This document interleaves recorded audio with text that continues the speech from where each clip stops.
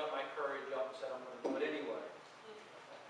I have a particular affinity for the letters that Paul wrote to churches, because in those letters I found teaching that actually led me to become a Unitarian Universalist, which may seem odd to some, but today I want to talk a bit about that. But before I go there, I'd like to talk about not what it's this conflict people have with, I'll tell you, if you write something you think is good, or a letter, and 300 years goes by, and somebody says, this letter is the Word of God, it's ruined. Just forget it. Because what it says will lose its meaning, and somebody else will put meaning on it. I think that's what happened to the Apostle Paul. Because when he wrote his letters, there was no Word of God. There were letters to particular churches struggling with particular problems. And that's all they were, from his experience, from his spiritual experience.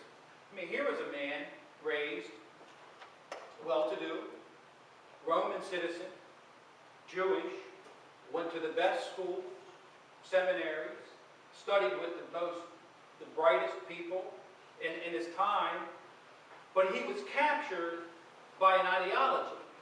And he was captured so much by an ideology that he felt himself to be so right in what he believed, he gave himself permission to walk around and persecute people who believed this new belief, some to death, some to prison. I don't know if you remember the story of Stephen, who was proclaiming the gospel of Jesus, and Paul actually had him stoned to death. And then that's when people laid their clothes at Paul's feet, giving him credit for this murder, essentially. So one day he's walking down the road, and this bright light hits him, falls to the ground, and that's when Jesus said, then why are you persecuting me? At that point, Paul disappears for 14 years. He's gone. Now, I can remember even when I was 18, 19 years old, I would hear people in the church I was in saying to other people, why can't you be more like Paul? Not just to me, to other people, to make them feel guilty, to try to make them behave better, whatever they would do with that. And I'm thinking, well, because we haven't had the 14 years. Give us the 14 years to go do some self-examination after a tremendous spiritual experience, and maybe we could be more like. So even at that early age, I realized people would take words and letters and thoughts of other people and beat people up with it and coerce them, make them feel guilty, make them feel shameful. But what I learned from him is something very similar when I read the words of Henry Corbin. And I couldn't believe the similarities between the two. And Henry Corbin's writing about mystics and Sufi mystics and those kinds of ideas and experiences. And he says that when you meditate, and when you turn inward, and when you're able to let go of the world, that you may meet that inner angel, which we've talked about before. You may meet that divine light within yourself. You may meet what I'm calling today wisdom's voice. And when you meet that, and when you have that encounter, and which is marked by love and compassion, when you have that encounter, and you return from that encounter, if you try to take your experience that you had with your inner angel, with the divine light, with wisdom's voice, and impose it upon other people. If you do that, it is called spiritual imperialism.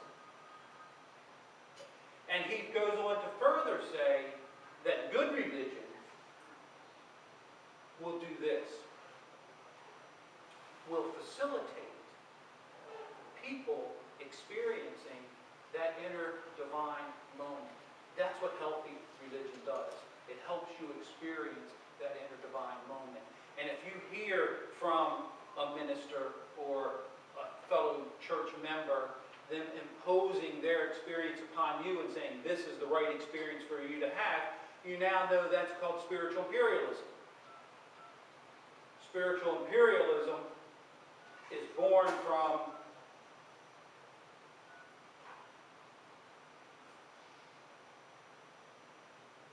fear. What is this? It is born from fear. It is born from a way of life in which you feel you must conform to others. Christopher Bolus puts it this way.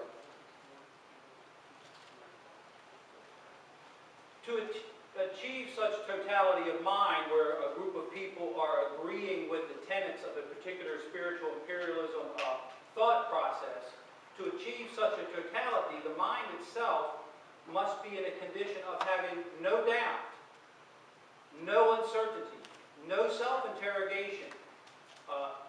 This kind of doubt and uncertainty and self-interrogation with this particular group that's bound by the spiritual imperialism is considered a weakness. And I thought, that's what we do here at the Unitarian Universalist Church. We do self-interrogate. We do look at history. We do challenge our own ideologies, and we try to have a fluid sense of imagination so that we can shift our beliefs when we learn new information. And we're intentional about that. But here's this other group saying, oh no, that's a weakness.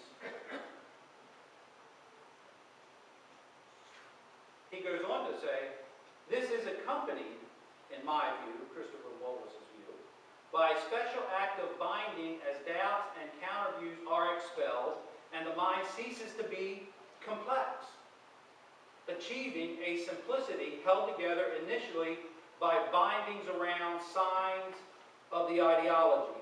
And this moves us toward, further in his thought, to a frozen imagination, a frozen ideology so that nothing else can get in and there's nothing new, which is where it conflicts with Paul's teaching, where there's nothing new. We know in psychological and spiritual health that, well, maybe that's what you have a child, an infant, and you watch that child, you watch that infant have certain tendencies to go toward this object or to go toward that object or to laugh at this or to do that. You'll see the inclination of the child.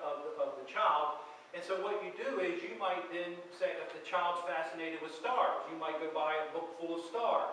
You might go buy a telescope visit. You will nurture that. And what that's called is you're giving the child a symbol of something that hits a chord in them, and when they have that symbol in their world, they begin to grow, they begin to mature. It's called symbol elaboration. That there's this symbol out here, there's this book, and you like the cover of this book, and it's a symbol of something, so you read this book, and that develops something within yourself. When you have that frozen ideology, that cannot happen. For example, I don't know if many of you know Bill Maher. Some of you might. It's kind of crass, but to the point. So I'm watching Bill Maher, and you know probably if you watch him, he is an devout atheist and very critical of any religion. Okay. So he's got a guest on, to my surprise, who is the pastor of the First Dallas Church, First Baptist Church of Dallas, Southern Baptist. He's a leader in that Southern Baptist movement, which is my home territory, Southern Baptist belief. Right? It's why I wasn't in that group the way I interpreted the Apostle Paul's writings. But anyway, Bill Maher's going to try to track him. So Bill Maher, and he knows that this guy is supporting a particular political candidate who is supportive of war and aggression and capital punishment. So Bill Maher's going to go after him politely at first. And he says, he starts quoting phrases from Bill Maher starts quoting phrases from the Bible. Jesus teaches, love your enemies. Jesus teaches, pray for your enemies. Jesus teaches, be kind. Jesus teaches all these things.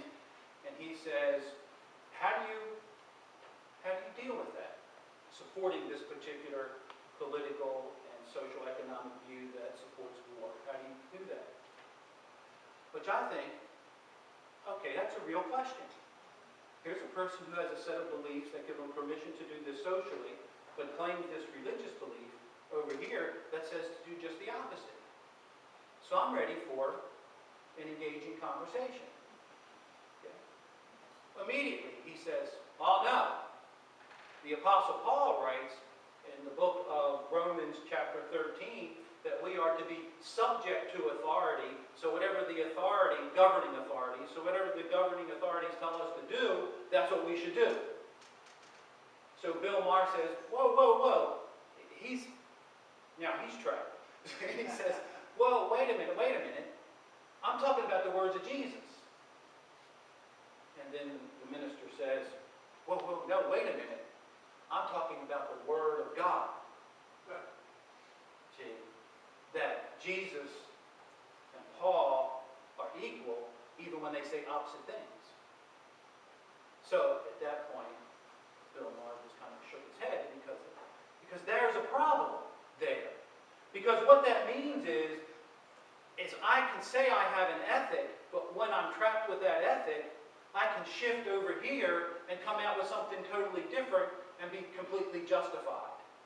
So what they did was, and the other thing that's aggravating to me about that is I know that when Paul wrote that, he wrote that in a particular socioeconomic political situation where Rome is the imperialist power over Jewish people in Jerusalem and Judea, and that they were persecuting people that were believing in Jesus and killing them, just as Paul knew because he was one that was doing it. So when he writes be subject to authority, from my interpretation, what he's saying is don't challenge the authorities because if you do, you're going to get killed. Keep yourself safe. It does not give the imperialistic power of today permission to be imperialistic, as was interpreted. So